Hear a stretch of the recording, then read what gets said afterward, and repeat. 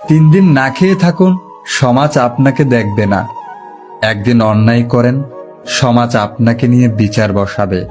এটাই বাস্তবতা। জীবনটা বড়ই অদ্ভুত। যারা বাঁকা, ঘাড়তেরা, তাদের ছেড়ে দেওয়া হয়, অথচ যারা সোজা, তাদেরকেই বেশি আঘাত করা হয়। সাপ ছোবল দেয় আত্মরক্ষার জন্য, আর মানুষ দেয় স্বার্থ রক্ষার জন্য।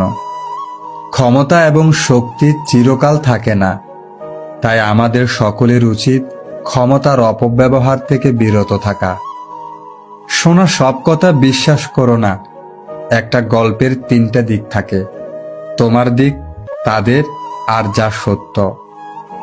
পেটের দায়ে যারা সামান্য চুরি করে, তাদের উপর আমরা অত্যাচার করি। আর কিছু উচ্চশিক্ষিত মানুষ যারা কলমের খোঁচায় কোটি কোটি টাকা চুরি করে, তাদের আমরা সম্মান করি।